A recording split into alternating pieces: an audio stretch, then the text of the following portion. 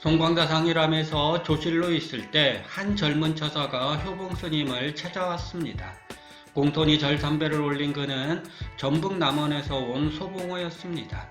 진주에 사는 안거사가 송광자 도인스님에게 가르침을 받으라고 했답니다.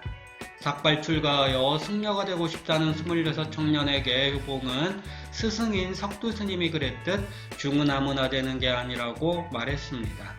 무슨 까닭으로 중이 되려느냐고 묻자 청년은 관세음보살의 은덕으로 목숨을 건졌다고 말했습니다. 폐병을 앓던 청년에게 진주의 안각천 거사가 지리산 영원사에 들어가 100일 동안 천수기도를 드리면 병이 나으리라고 이야기했습니다. 상공기덕인지 약수덕인지 아니면 정말로 기도덕인지 폐병이 깨끗이 나았습니다. 안거사는 송광자 도인스님을 찾아뵙고 가르침을 받으면 더 좋은 일이 생길 거라고 말했고 청년은 그 말을 듣자마자 효봉스님을 찾은 것이었습니다. 청년의 말을 들은 효봉스님은 곧장 잘못 왔다고 말했습니다. 청년이 불교를 제대로 알고 있지 않다는 게 그 이유였습니다. 청년은 지금 기도에 서린 신통력으로 폐병을 고친 것이라 믿고 있습니다. 이에 효봉은 불교는 신통력을 가르치지 않는다고 분명히 말합니다. 청년의 병이 나은 것은 신통력 덕분이 아니라 일구월신 관세음보살을 염송한 마음으로 고친 것이라고 말하는 게지요. 머리를 깎고 중이 되는 일은 바로 이 마음을 깨쳐서 번뇌망상을 벗어나자고 하는 것이니 신통력에 연연하는 사람은 결코 이 경지에 이를 수 없다는 얘기를 듣고도 청년은 뜻을 굽히지 않았습니다. 한동안 침묵하던 청년이 문득 자기에게는 농사지을 땅 한떼기도 없다며 고향에서 이발사로 일했다는 말을 꺼냈습니다. 안거사 또한 이발관에서 만났으니 깨달음을 향한 청년의 발심은 이발관에서 시작된 셈이지요. 효봉스님이 청년에게 정말로 이발사였느냐고 물었습니다. 효봉스님은 부처님의 제자인 우바리 존자를 떠올렸습니다. 부처님의 10대 제자이자 지계제일로 알려진 우바리 존자가 바로 이발사 출신이었습니다. 그는 부처님 앞에 나아가 이발사는 천민이라 출가할 수 없느냐고 물었습니다. 부처님은 사람은 어디서 태어났건 모두 평등하다며 하는 짓이 천박하면 천한 사람이요 하는 짓이 고귀하면 귀한 사람이라고 대답했습니다. 그리고는 우바리의 출가를 허락했습니다. 부처님의 제자가 된 우바리는 훗날 지계를 잘 지키는 수행자가 되어 부처님의 뜻에 보답했습니다. 효봉이 틀림없이 이발사였느냐고 다시 묻자 청년은 이발사는 중이 될 수 없느냐고 반문했습니다. 이 말을 듣고 효봉은 마음 깊은 자리가 커다랗게 울리는 느낌을 받았습니다. 그날로 효봉스님은 청년의 머리를 깎아주었습니다. 제자로 받아들인 것이지요. 다음 해봄 음력 4월 초파일에 청년 소봉호는 삼위계를 받고 수련이라는 법명을 얻었습니다. 훗날 구산스님이라고 불렸지요.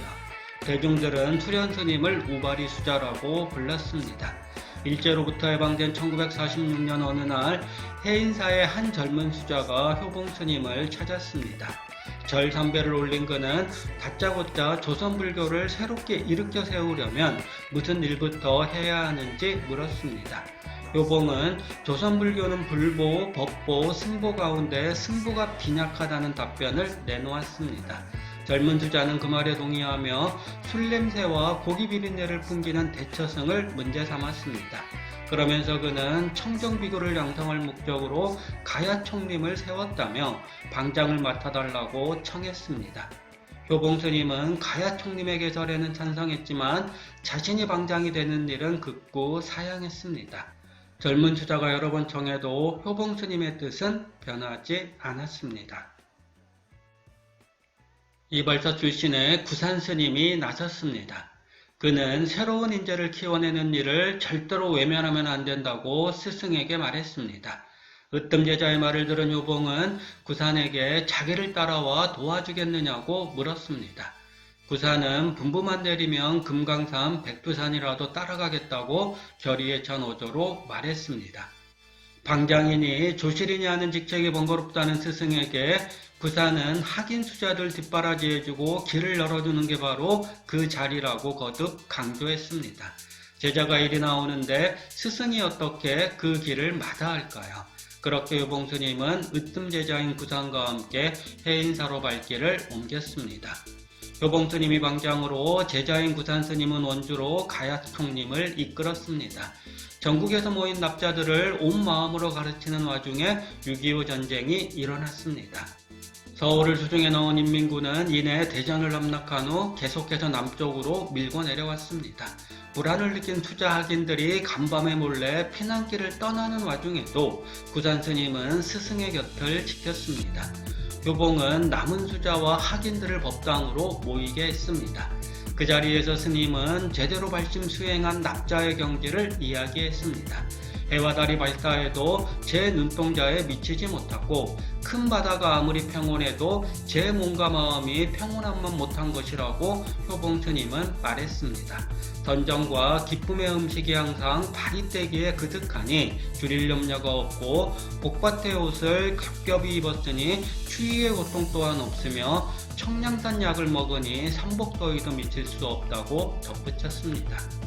인민군이 들어왔는지 총소리가 가야산 골짜기를 타고 해인사 경내에까지 거슬러 올라왔습니다. 구산스님을 비롯해 보성, 법흥, 원명 등 몇몇 수자만이 남아 효봉스님과 함께했습니다. 유엔군이 인천에 상륙하면서 남쪽으로 내려온 인민군은 고립되었습니다. 이들은 빨치산이 되어 가야산 곳곳에 숨었습니다. 상황을 파악한 효봉스님은 구산에게 수자들을 데리고 가야산을 떠나라고 말했습니다. 홀로 절에 남겠다는 스승의 말을 제자들이 들을 리 없습니다.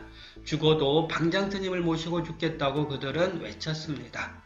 효봉은 늙은 사람은 화를 면할 수 있지만 젊은 사람은 화를 당할 게 분명하다며 어서 떠나라고 거듭 말했습니다. 스승과 제자가 옥신각신하는 사이 해인사의 빨치산이 들이닥쳤습니다. 그들은 다짜고짜 감춰둔 소를 내놓으라고 외쳤습니다. 해인사에 소가 있다는 말을 들은 모양이었습니다. 소를 먹이는 소임이 아니라 소가 어디 있는지 모른다는 효봉에게 인민군은 총을 들이댔습니다. 팽팽한 긴장감이 감도는 순간 어디선가 길고 우렁찬 소 울음소리가 들렸습니다.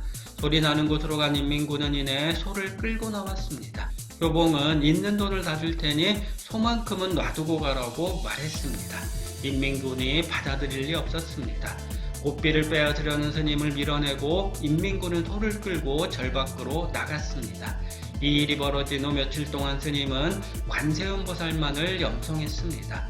효봉은 구산에게 행장을 꾸리라고 했습니다. 젊은 제자들을 총알바지로 만들 수는 없었습니다.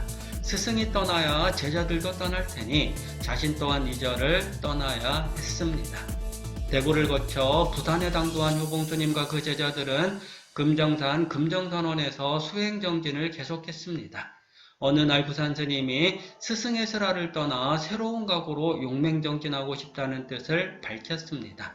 효봉은 구산을 진주 응석사로 보냈습니다. 석 달 후인 1951년 1월 효봉은 구산이 보낸 서찰을 받았습니다. 서찰에는 다음과 같은 내용이 적혀 있었습니다. 대지색상은 본래 스스로 공한 것이고 고목나무 서 있는 바위에 춥고 더움이 없으니 봄이 오니 꽃이 피고 가을 되니 열매가 맺히더라. 구산이 한 소식을 얻었다고 생각한 효봉스님은 곧바로 전법계를 썼습니다. 구산법자에게 주노라. 한 그루 매화를 심었더니 옛바람에 꽃이 피었구나. 그대 열매를 보았으리니 내게 그 종자를 가져오너라. 구산스님은 원래 본명이 수련이고 평소에는 우바리 수자로 불렸습니다. 구산이라는 보포는 이때부터 사용한 셈이지요. 금정선원으로 돌아온 구산은 스승에게 법포 구산의 의미를 물었습니다. 효봉은 봉우리가 보이지 않는 것이 구산이라고 말했습니다. 더욱 분발하여 용맹정진한 구산은 목숨을 걸고 수행하다가 호련히 깨달음을 얻었습니다. 그가 스승에게 바친 오도성은 다음과 같습니다.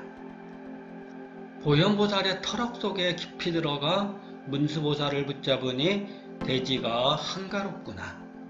동짓날의 소나무가 스스로 푸르르니 돌사람이 약을 타고 청산을 지나가네. 봄이 오자 효봉은 제자들에게 금정선원을 떠나 해남 두륜산 대흥사로가 수행 정진할 것이라고 말했습니다.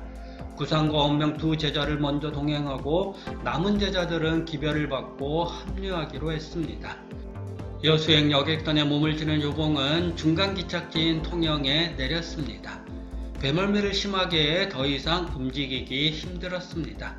여건빵을 잡겠다는 구산의 말을 물리치고 효봉은 바다 건너에 있는 산을 유심히 바라보았습니다. 그 산 중턱에 용화사가 있었습니다. 용화산 동쪽 기슭의 도소람에 여장을 푼 효봉스님은 공부하기 좋은 곳이라며 대흥사로 가는 대신 이곳에서 수행하기로 했습니다. 소문을 듣고 많은 승려들이 도소람을 찾았습니다. 그러던 어느 날 효봉은 구산에게 용화산 중턱에 토굴을 짓고 따로 수행하고 싶다고 했습니다. 구산은 스승의 건강을 염려했지만 이내 스승의 뜻을 따르기로 했습니다. 효봉 스님은 으뜸 제자인 구산 스님을 원주 스님이라고 불렀습니다. 제자가 그냥 구산이라 불러달라고 말해도 효봉은 그대가 도인임을 아는데 스님이라고 부른들 무슨 허물이냐고 말했습니다. 효봉이 스승인 석도 스님을 용화산으로 모셨으면 할 때도 구산은 두 팔 걷고 나서 스승의 뜻을 살폈습니다. 구산은 직접 송광사로가 석도 스님을 모셔왔습니다. 효봉은 진심으로 스승을 섬겼습니다. 그것을 본 제자들은 진심으로 스승인 효봉 스님을 섬겼습니다. 구산 스님은 몇 년째 토굴 생활을 하는 효봉 스님이 늘 마음에 걸렸습니다. 그는 산세가 수려한 곳을 골라 절 한 칸을 짓고 미래사라 이름 붙였습니다. 효봉 스님은 미래사로 거처를 옮겼습니다.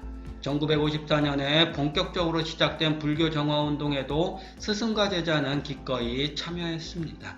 구산 스님은 손가락을 자르고 혈서를 쓰기도 했습니다. 스승이 앞서면 제자는 기꺼이 그 뒤를 따랐습니다. 참으로 아름다운 인연이 효봉 스님과 구산 스님을 하나로 이어준 셈이라고 말하면 어떨까요?